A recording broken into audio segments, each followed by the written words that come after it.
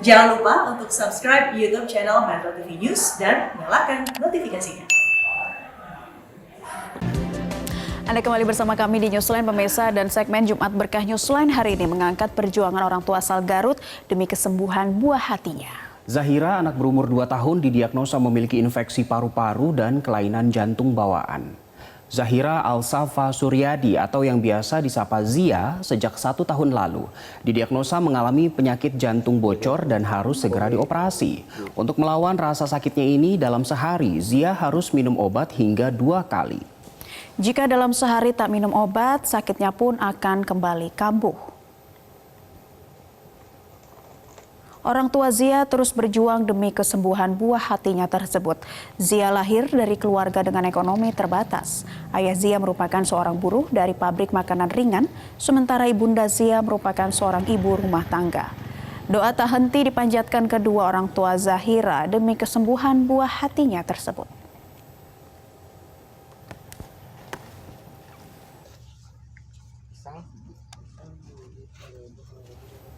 Pemirsa, masih panjang proses pengobatan yang harus dijalani adik Zahira, tentu membutuhkan biaya yang tidak sedikit. Bagi Anda yang ingin membantu pengobatan adik Zahira bisa melalui cara berikut.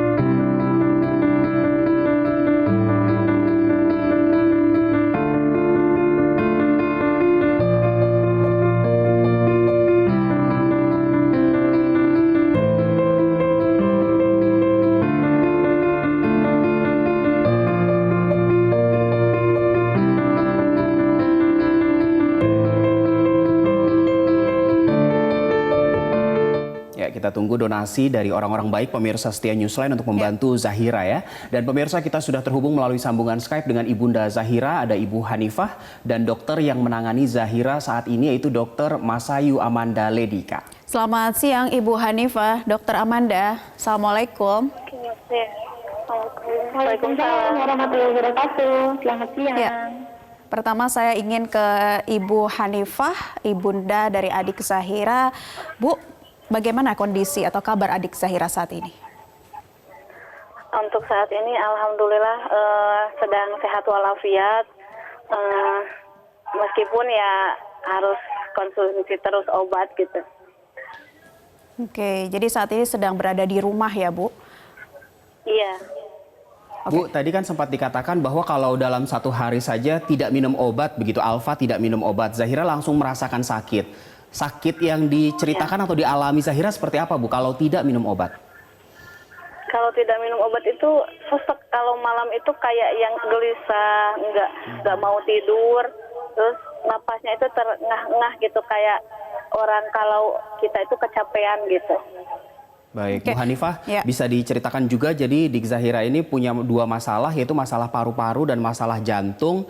Itu sejak kapan dan yang pertama penyakit apa dulu? Waktu itu yang pertama terdiagnosa itu infeksi paru. Waktu usia kalau nggak salah itu 1 tahun kurangan ya gitu. Setelah berobat 3 bulan infeksi paru, terdiagnosa ada kelainan di jantungnya. Ya baru dari situ terbukalah kalau bahwa penyakitnya itu bocor kelainan jantung. Oke, nah gejala awalnya pada waktu itu seperti apa, Bu Hanifah? Kalau itunya ciri-cirinya sih gimana ya, sering sakit, flu batuk itu sering, terus badannya itu nggak nambah berat badannya gitu. Oke, ya Bu Hanifah, saya juga ingin tanya, sudah menjalani pengobatan apa saja selama ini?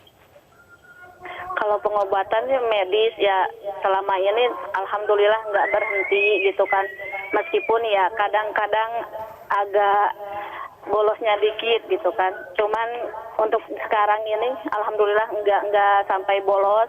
Terus ada yang bilang harus minum jamu, harus minum apa, itu saya lakuin, tapi ya mungkin belum ada hasilnya untuk sekarang.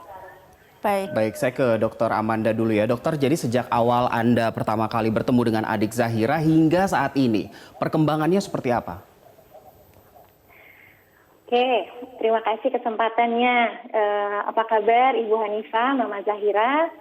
Jadi memang tahun lalu Zahira sudah didiagnosis awalnya dengan gangguan paru yang berulang.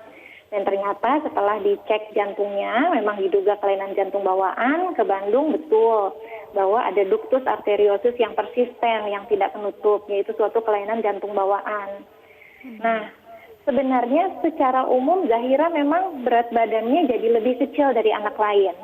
Karena perkembangannya terganggu akibat adanya pirau antara aliran darah dari pembuluh darah besar yang mengantar darah ke seluruh tubuh dengan pembuluh darah yang mengantarkan darah ke paru-paru.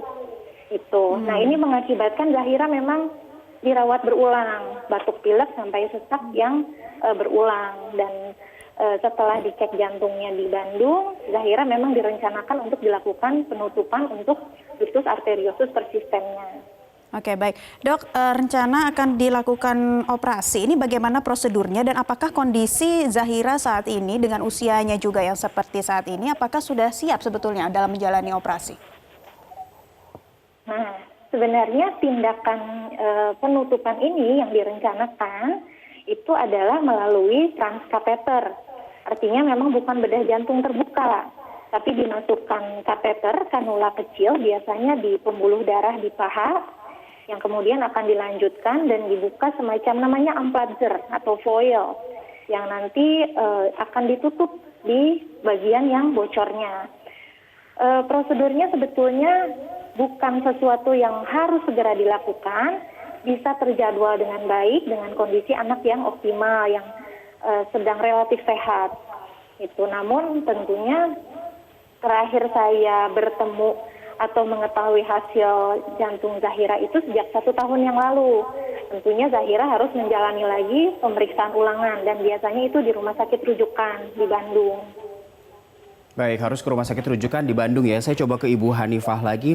Ibu, jadi sejauh ini tadi Ibu katakan alhamdulillah sudah tidak pernah bolos dari jadwal berobat begitu ya. Apakah masih ada masalah kekurangan biaya dan kalau menurut dokter atau rumah sakit estimasi biayanya nih hingga adik Zahira sembuh butuh berapa rupiah, Bu?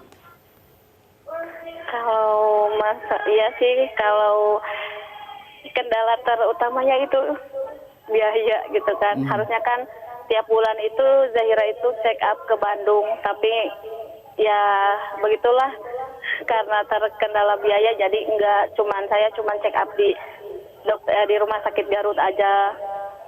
Kisaran biayanya berapa, Bu Hanifah? Untuk operasinya sendiri waktu itu pas saya tanya itu sekitar 50 jutaan. Baik, sekitar 50 jutaan ya. Dokter Amanda mungkin bisa dibantu untuk biaya-biaya lainnya setelah operasi apalagi tuh, Dok? Ya, sebenarnya biaya ini bisa full tercover dengan menggunakan BPJS. Tapi pastinya kami pasien yang datang dari daerah dengan Zahira yang harus kontrol teratur, BPJS-nya harus selalu aktif, kemudian biaya ke Bandung.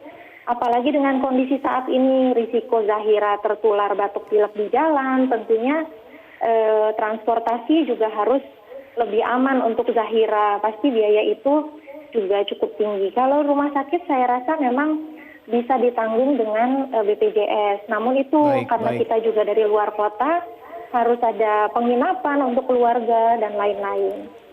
Dok, terakhir singkat saja mungkin ada semangat yang ingin disampaikan kepada Ibu Hanifah saat ini. Singkat saja, Dok. Ya, saya tahu Zahira dan Ibu memang kita sering komunikasi, berobat yang teratur. Moga-moga diberikan segala jalan dan kemudahan untuk memperlancar pengobatan Zahira. Baik, Ibu Hanifah, terima kasih sudah berbagi dan kita berharap Zahira bisa lekas sembuh. Amin. Dan banyak uluran tangan dari pemirsa Newsline untuk siang hari ini ya. Dokter Amanda, terima kasih sudah berbagi cerita di Newsline. Dan pemirsa, masih panjang tentunya proses pengobatan yang harus dijalani adik Zahira dan tentu membutuhkan biaya yang tidak sedikit. Bagi Anda yang ingin membantu pengobatan adik Zahira bisa melalui cara berikut ini.